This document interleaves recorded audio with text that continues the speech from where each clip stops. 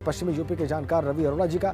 Sir, Hapur में साल 2017 में 3 सीटों पर स्कोर 2-1 रहा था बीजेपी के फेवर में।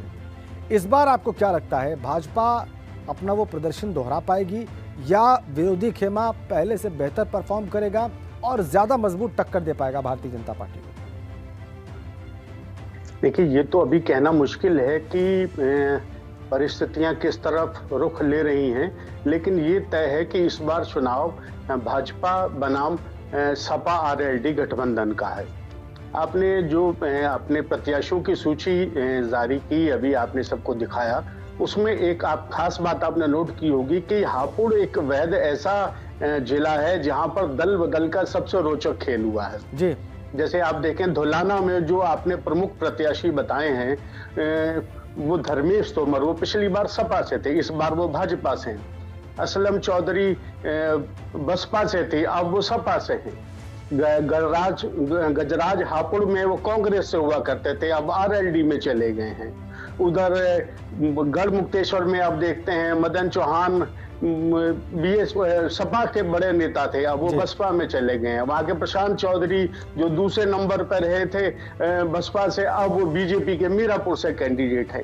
पर मुझे नहीं लगता कि जनता इन सब चीजों को किस नजर से देखती है, लेकिन राजनेता इन चीजों को बहुत ही लाइटली लेते हैं कि एक नेता एक पार्टी में रहकर दूसरी पार्टी को जब गाली देता है, अगली बार कैसे वो उसका प्रत्याशी बन जाता है।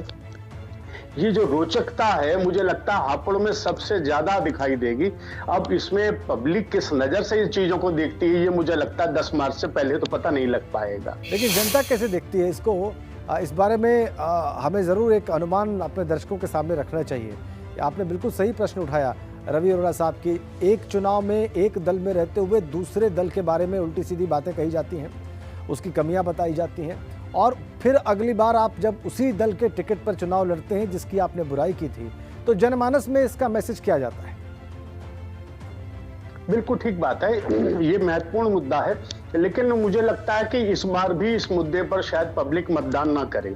और यहाँ मतदान वही मुद्दे हैं जैसे कि ध्रुवीकरण है, मुझे लगता है जैसे धुलाना है, यहाँ ध्रुवीकरण सबसे बड़ा मुद्दा रहेगा, क्योंकि यहाँ 2 प्रमुख मतदाता जो हैं वो ठाकुर बिरादरी के हैं या वो मुस्लिम हैं। इधर गढ़ मुक्तेश्वर मिश्रित जाति हैं, वहां पर जाट भी हैं, गुजर भी हैं और ठाकुर भी हैं।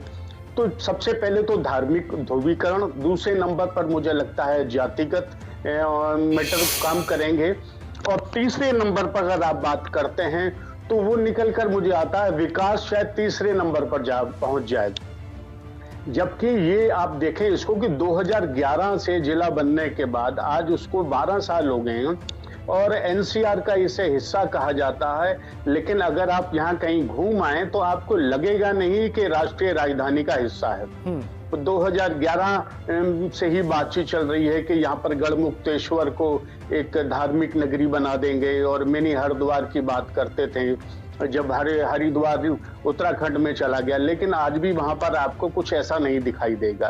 तो ये जो अदल बदल है, दल बदल है, मुझे नहीं लगता पब्लिक इसको सीरियसली लेती नजर आ रही है। तो क्या सीरियसली लेगी और किस इशू पर वोट करेगी सर?